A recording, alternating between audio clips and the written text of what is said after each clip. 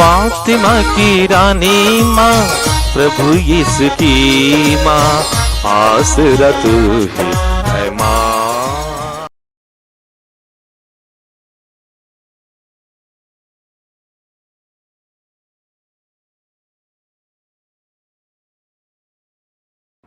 पहला पाठ प्रेरित चरित्र अध्याय 4 पद संख्याएं 32 से 37 तक।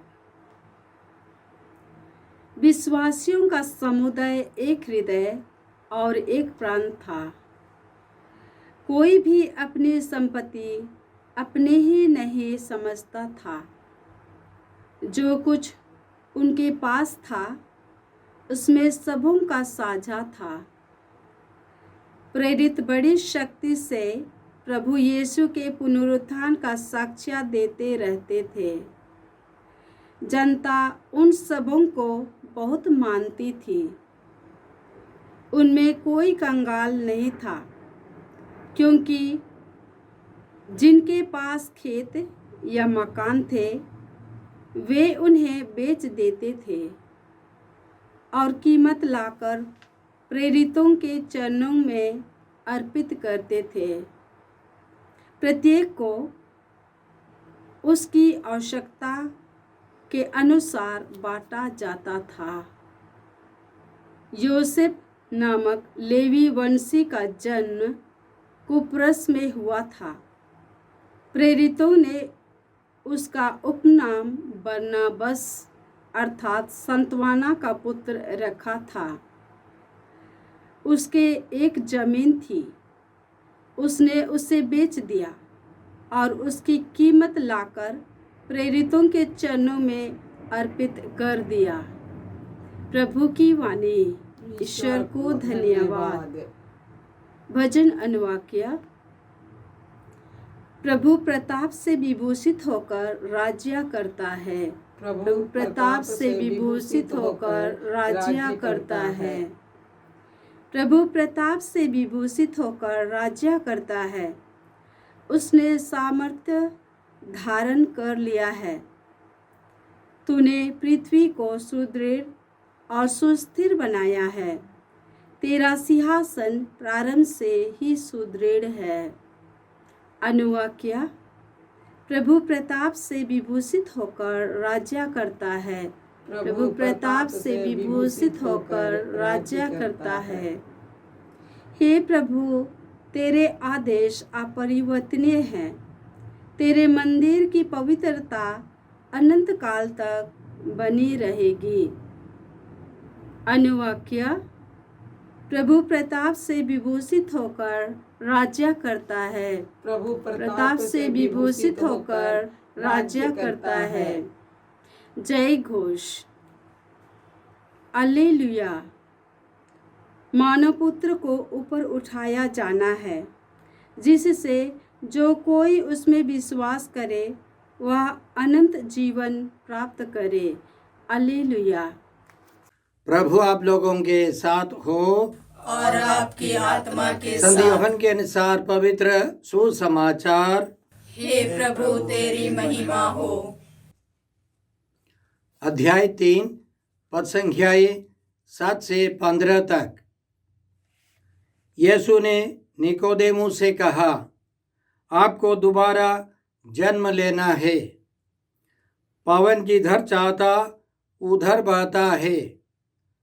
आप उसकी आवाज़ सुनते हैं, किंतु यह नहीं जानते कि वह किधर से आता और किधर जाता है। वह जो आत्मा से जन्मा है ऐसा ही है।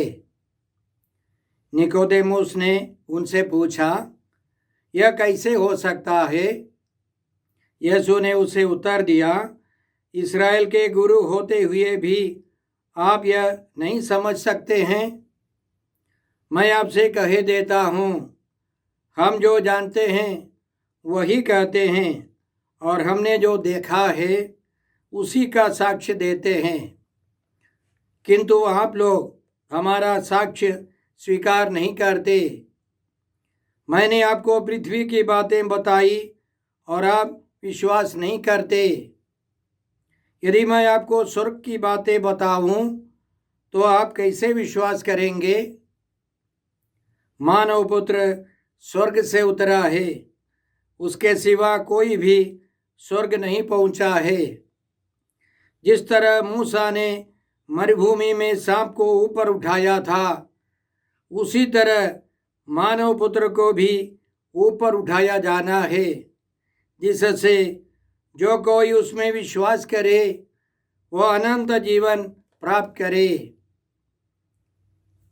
प्रभु का सुसमाचार। हे क्रिस्त तेरी स्तुति हो। जय यीशु क्रिस्त में प्रिय भाई और बहनों, आज का पहला पाठ प्रेरित चरित्र से हैं, अध्याय 4 पद संख्या 32 से 37 तक। इसमें हमने सुना कि विश्वासियों का समुदाय एक हृदय और एक प्राण था। कोई भी अपनी संपत्ति अपनी ही नहीं समझता था। जो कुछ उनके पास था उसमें सबों का साझा था। प्रेरित बड़ी शक्ति से प्रभु यीशु के पुनरुत्थान का साक्ष्य देते रहते थे। जनता उन सबों को बहुत मानती थी। उनमें कोई कंगाल नहीं था, क्योंकि जिनके पास खेत या मकान थे वे उन्हें बेच देते थे और कीमत लाकर प्रेरितों के चरणों में अर्पित करते थे। प्रत्येक को उसकी आवश्यकता के अनुसार बांटा जाता था। एक उदाहरण हम लोग सुनते हैं। योसेफ नामक लेवी वंशी का जन्म कुप्रुस में हुआ था। प्रेरितों ने उसका उपनाम बरनबास अर्थात सांत्वना का पुत्र रखा था। उसके एक जमीन थी, उसने उसे बेच दिया और उसकी कीमत लाकर प्रेरितों के चरणों में अर्पित कर दिया। मैंने अपने हाथों से सब कुछ बनाया है, सब कुछ मेरा ही है, यह प्रभु की वाणी है। तो इस्राएलियों का मानना था कि संपत्ति सब ईश्वर की है, जमीन ईश्वर की है और इसलिए जमीन स्थायी रूप से बेची नहीं जा सकती थी। इसके अलावा ईश्वर ने इस्राएलियों को आदेश दिया था कि दशमांश देना है। इस्राएलियों को जो कुछ मिलता था उनमें से 10 में से 1 ईश्वर का है, 10 में से 1 हिस्सा गरीबों का है और 10 में से 1 हिस्सा अपने रिश्तेदारों के साथ पर्व मनाने के लिए, ईश्वर के सामने खुशी मनाने के लिए था। बाकी केवल 7 हिस्सा अपने लिए रख सकता था। उसका प्रयोग होगा तो ईश्वर क्या वादा करता है? ईश्वर पुराने व्यवस्थान में कहता है, मैं 10 गुना लौटा दूंगा। प्रवक्ता ग्रंथ अध्याय 35 पद संख्या 10 से हम लोग इस प्रकार पाते हैं, उदारता पूर्वक प्रभु की स्तुति करते रहो, प्रथम फलों के चढ़ावे में कमी मत करो, प्रसन्न मुख होकर दान चढ़ाया करो और खुशी से दशमांश दो।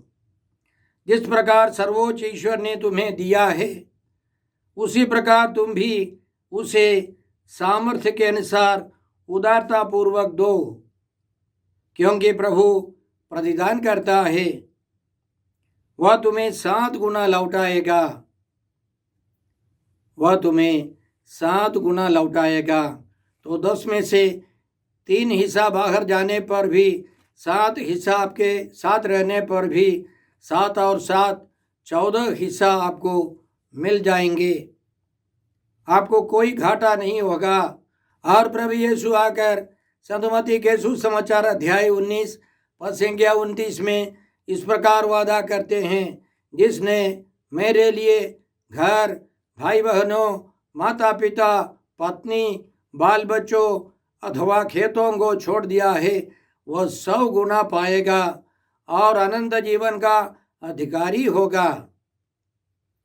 इसलिए विश्वासियों को मालूम था कि यीशु 100 गुना आशीर्वाद देने वाले हैं। आदिम कलीसिया के सदस्य पवित्र आत्मा से नया जन्म लेने वाले अपनी संपत्ति को सबों की संपत्ति समझते थे। कई लोग बोलते हैं नए व्यवस्था में दशमांश की वह भावना नहीं है, वह नियम नहीं है। वास्तव में आदिम कलीसिया में सब कुछ समुदाय को देना था, व्यक्तिगत संपत्ति नहीं थी। बाद में जब व्यक्तिगत संपत्ति का विचार आया, भावना आई, तब लोग स्वार्थी होने लगे, अपने लिए सब इकट्ठा करने लगे। संत पौलुस एक कलीसिया से चंदा लेकर दूसरी कलीसिया में पहुंचा देते थे और उनकी परिभाषा है, ईश्वर के बारे में उनका कहना है। कुरिन्थियों के नाम दूसरा पत्र अध्याय 9 पद संख्या 8। ईश्वर आप लोगों को प्रचुर मात्रा में हर प्रकार का वरदान देने में समर्थ है, जिससे आपको कभी किसी तरह की कोई कमी नहीं हो, बल्कि हर भले काम के लिए चंदा देने के लिए भी बहुत कुछ बच जाए। वे केवल पैसा की बात नहीं सोचते थे, उनका विचार था कि हम एक दूसरे को प्यार करेंगे, एक दूसरे के लिए प्रार्थना करेंगे। आपका यह सेवा कार्य देखकर वे ईश्वर की महिमा करेंगे, क्योंकि आप लोग मसीह के सुसमाचार के अनुसार चलते हैं और उनके तथा सबों के प्रति उदार हैं। वे आपके लिए ईश्वर से प्रार्थना करेंगे। वे आपको प्यार करते हैं क्योंकि वे जानते हैं कि ईश्वर ने आप लोगों पर कितना अनुग्रह किया है। ईश्वर को उसके अनिर्वचनीय अनुग्रह के लिए धन्यवाद। तो इसी तरह हमें भी समझना है, हमारी संपत्ति केवल अपने लिए नहीं है। बहुत सारे गरीब हमारे आसपास में रहते हैं। कलीसिया की सेवा, गरीबों की सेवा विश्वासियों का कर्तव्य है। हमें सार्थकता चाहिए, विजय चाहिए, तो हमें उदार होना है। हमें अपने जीवन में दिखाना है कि पुनर्जीवित यीशु हमारे अंदर निवास करते हैं। हम यह कृपा मांगते हैं कि संसार भर के सभी लोग, विशेष करके धनी लोग, धनी देश उदार बने। जैसे आदिम कलीसिया के सदस्य उदार थे और उनके बीच में कोई कंगाल नहीं था। हमारे देश में, हमारे संसार में गरीबी मिटाने के लिए केवल एक ही उपाय है, प्रभु यीशु के जीवन के अनुसार हमको भी जीना है। इसके लिए हम कृपा मांगते हैं। आज के सुसमाचार में प्रभु यीशु निकोदेमुस नामक फरीसी को समझाते हैं कि दोबारा जन्म लेने वाले व्यक्ति का चिन्ह या निशान क्या है। 2 निशान प्रभु यीशु यहाँ बताते हैं। इसके पहले संत यूहन्ना के सुसमाचार अध्याय 3 पद संख्या 5 में प्रभु यीशु ने निकोदेमुस से कहा था, जब तक कोई जल और पवित्र आत्मा से दोबारा जन्म ना ले, तब तक वह ईश्वर के राज्य में प्रवेश नहीं कर सकता। हर एक व्यक्ति को जल और पवित्र आत्मा से दोबारा जन्म लेना है। जल और पवित्र आत्मा का मतलब है कि बपतिस्मा और दृढ़ीकरण संस्कार स्वीकार कर हर एक व्यक्ति को दोबारा जन्म लेना है। और ऐसा व्यक्ति जो वास्तव में बाहर भीतर यह अनुभव करता है, वह स्वतंत्र है। यीशु का कहना है, जैसे हवा जिधर चाहती है वहाँ बहती है। आप उसकी आवाज़ सुन सकते हैं, लेकिन पता नहीं वह किधर से आती है और किधर जाती है। जो आत्मा में जन्मा है ऐसा ही है। एक आंतरिक आज़ादी का, स्वतंत्रता का अनुभव करते हुए वह व्यक्ति जीवन बिताएगा। हमारे सामने बाइबल में से ही बहुत सारे उदाहरण हैं। संत पेतरुस, संत यूहन्ना, संत पौलुस सब बहुत कमज़ोर व्यक्ति थे, लेकिन पवित्र आत्मा से भरने के बाद, दोबारा जन्म लेने का अनुभव करने के बाद वे पवित्र आत्मा से प्रेरित होकर पवित्र आत्मा जहाँ चाहता था वहाँ जाते थे।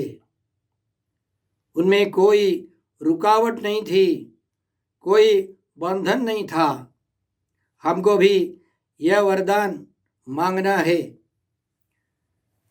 दूसरा निशान यीशु कहते हैं, जिस तरह मूसा ने मरुभूमि में सांप को ऊपर उठाया था, उसी तरह मानव पुत्र को भी ऊपर उठाया जाना है। गणना ग्रंथ अध्याय 21 संज्ञाएं 4 से हम लोग पढ़ते हैं कि मरुभूमि में इस्राएलियों ने ईश्वर के विरुद्ध भुनभुनाया, विरुद्ध पाप किया और बहुत सारे लोगों को सांप ने काटा। वे सब मर रहे थे। तो मूसा ने ईश्वर से प्रार्थना की और ईश्वर ने उनको एक उपाय बताया। कांसे का सांप बनवाकर एक डंडे पर रखना, जिनको सांप ने काटा है वे सब उस सांप को देखे, वे सब बच जाएंगे। और उसी तरह उन्होंने किया और वे सब बच गए। कांसे का सांप किसी को नहीं बचा सकता है, लेकिन उन्होंने ईश्वर के वचनों में विश्वास किया। यह एक प्रतीक मात्र था। अब यीशु आए हैं उस प्रतीक को पूरा करने के लिए। 2 बार यीशु को ऊपर उठाया जाएगा। एक तो पहली बार उनको क्रूस पर ऊपर उठाए जाएंगे, वे हमारे लिए क्रूस पर मरेंगे। दूसरी बार पुनरुत्थान के बाद वे स्वर्ग चले जाएंगे, स्वर्ग में आरोहित कर लिए जाएंगे। हमारे लिए दोबारा जन्म लेने वाले व्यक्ति के लिए यह एक निशान है कि वह प्रभु यीशु को ऊपर उठाएगा। अपनी महिमा नहीं खोजेगा। वह जो कुछ करेगा या बोलेगा वह सब ईश्वर की महिमा के लिए करेगा। इसलिए कलोसियों का नाम पत्र में संत पौलुस इसी तरह हमको समझाते हैं, आप जो भी कहे या करे वह सब प्रभु यीशु के नाम पर किया करे। आगे उनका कहना है पद संख्याएं 23 से, आप लोग जो भी काम करे मन लगा कर करे, मानो मनुष्यों के लिए नहीं बल्कि प्रभु के लिए काम कर रहे हों, क्योंकि आप जानते हैं कि प्रभु पुरस्कार के रूप में आपको विरासत प्रदान करेगा। आप लोग प्रभु के दास हैं, हम प्रभु के लिए करेंगे। यह दोबारा जन्म लेने वाले व्यक्ति का निशान है। आइए हम प्रभु से कृपा मांगते हैं कि हम सब जिन्होंने बपतिस्मा ग्रहण किया है, दृढ़ीकरण संस्कार ग्रहण किया है, हम सब प्रभु यीशु की स्वतंत्रता, सच्ची आज़ादी का अनुभव करें और प्रभु यीशु को हमेशा ऊपर उठाए, उनके राज्य के विस्तार के लिए अथक परिश्रम करें। हम प्रार्थना करते हैं, हे अब्बा पिता, हे प्रभु यीशु, हे पवित्र आत्मा ईश्वर, आज के सारे पवित्र वचनों के लिए हम तुझे धन्यवाद देकर प्रार्थना करते हैं कि हम सब उदार बने, भीतर से और बाहर से स्वतंत्रता का अनुभव करें, प्रभु यीशु को ऊपर उठा सके। हम ये प्रार्थना करते हैं प्रभु क्रिस्त के द्वारा। हमारे प्रभु यीशु क्रिस्त की कृपा, ईश्वर का प्रेम और पवित्र आत्मा का साहचर्य आप सबों को प्राप्त हो। आमीन।